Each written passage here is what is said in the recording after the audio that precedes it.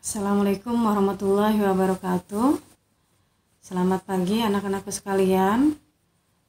Dalam kesempatan hari ini materi kita yaitu mengenai jurnal. Ya, jurnal ini dipakai oleh perusahaan jasa dan perusahaan dagang. Ya, pengertian jurnal.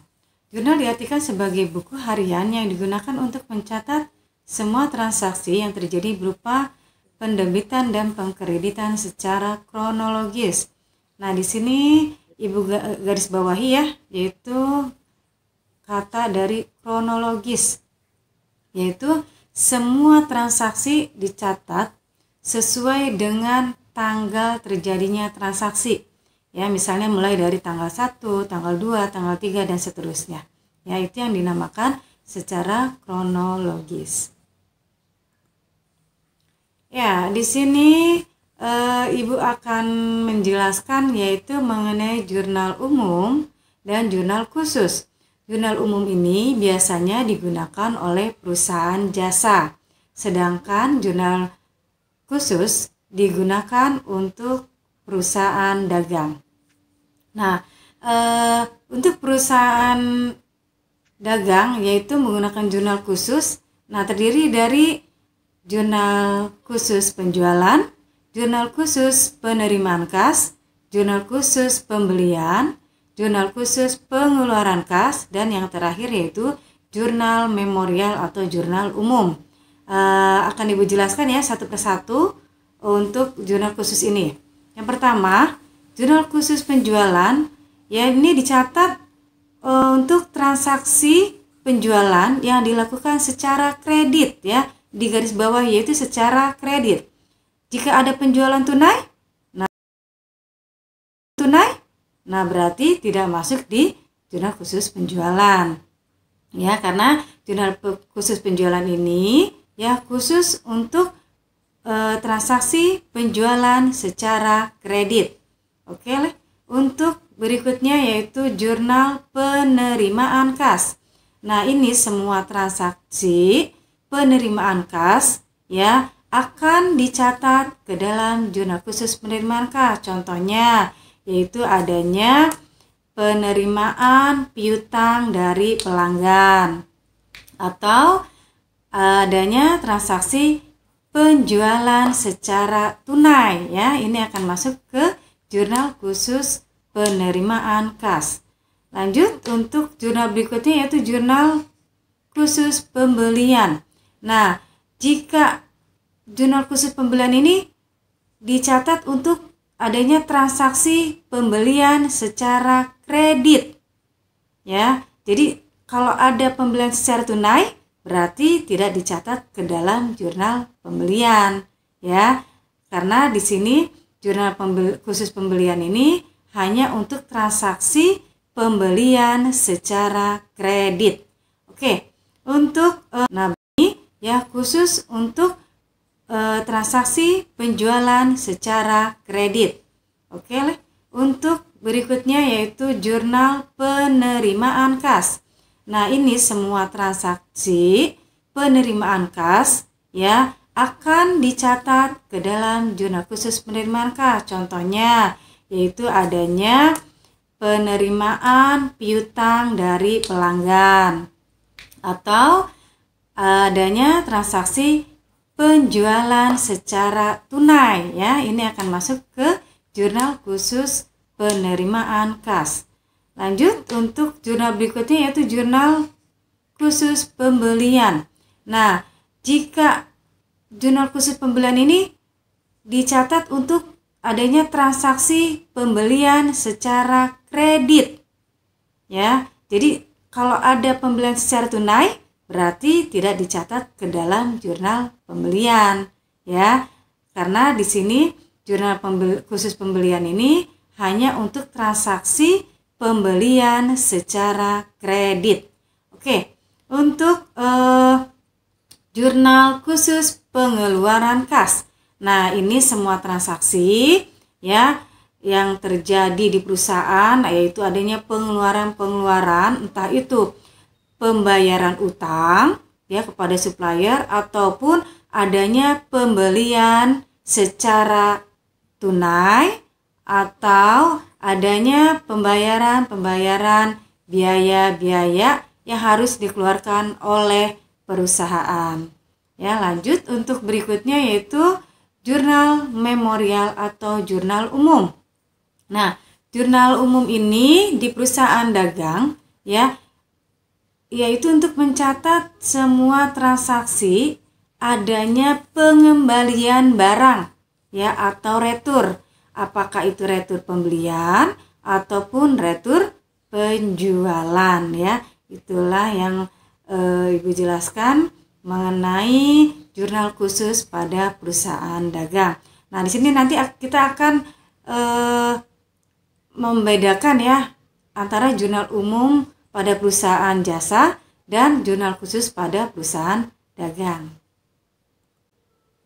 Ya, di sini ada jurnal umum. Nah, jurnal umum ini untuk mencatat semua jenis transaksi ya yang tadi khusus untuk perusahaan jasa. Ya, jadi kalau perusahaan jasa itu hanya menggunakan satu jurnal yaitu jurnal umum saja. Jadi semua transaksi perusahaan mulai dari tanggal 1, 2 sampai seterusnya akan dicatat di jurnal umum. Sedangkan jurnal khusus ya, ini untuk mencatat semua transaksi yang sejenis dan sering terjadi.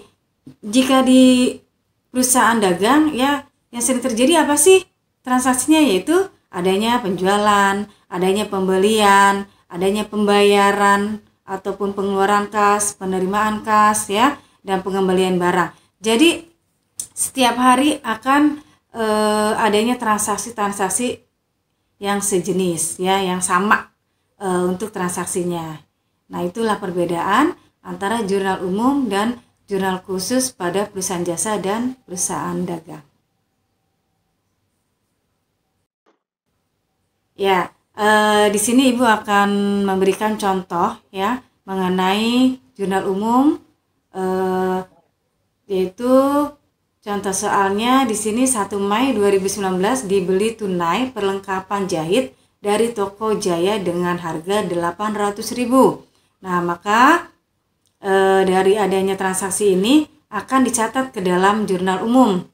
Kebetulan di sini dia perusahaan jasa ya, karena perlengkapan jahit. Nah, untuk perusahaan jahit ini dia merupakan perusahaan jasa ya. Maka akan dicatat sebelah debit yaitu perlengkapan jahit, sedangkan kreditnya yaitu kas ya, karena membelinya secara tunai.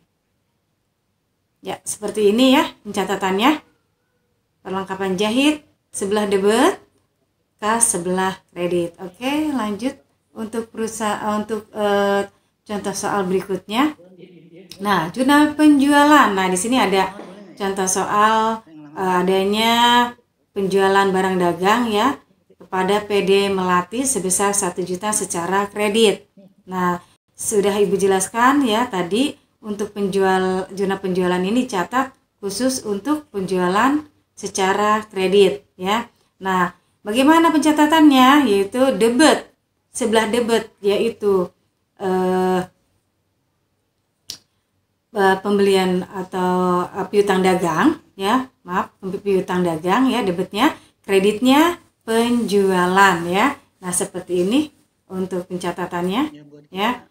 Nah, debit piutang dagang, kredit penjualan. Oke, untuk berikutnya yaitu contoh soal jurnal pembelian.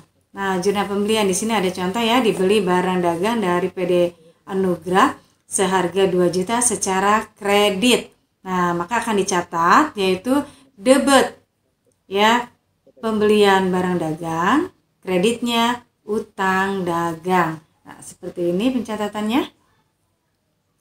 Iya, bisa dimengerti ya. Lanjut untuk contoh soal berikutnya yaitu jurnal penerimaan kas. Nah, di sini tanggal 19 Mei diterima pelunasan dari Tuan Ahmad sebesar 500.000 atas faktur nomor 123 ya. Maka akan akan dicatat, yaitu debitnya kas, ya, kreditnya piutang dagang. Nah, seperti ini pencatatannya, ya. Kasnya sebelah debit, kreditnya piutang dagang. Ya, untuk berikutnya yaitu contoh soal berikutnya jurnal pengeluaran kas. Ya, di sini ada transaksi dibeli perlengkapan toko secara tunai. Ya, maka akan dicatat, ya, debit perlengkapan, ya, kreditnya kas, ya, seperti ini pencatatannya, ya, untuk contoh soal pengeluaran kas.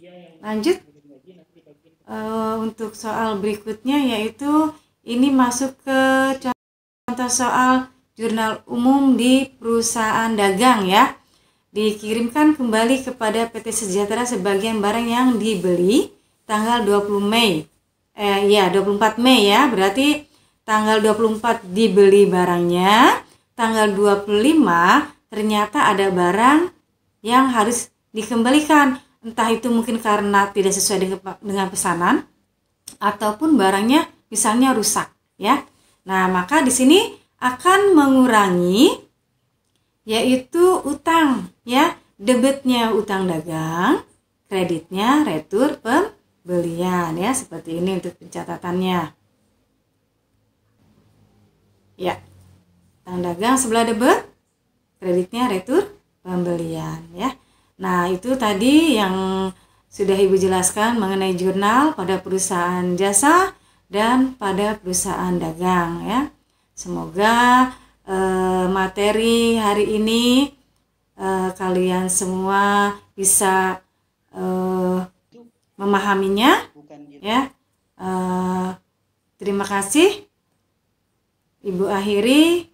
Wabillahi taufiq wal hidayah. Wassalamualaikum warahmatullahi wabarakatuh.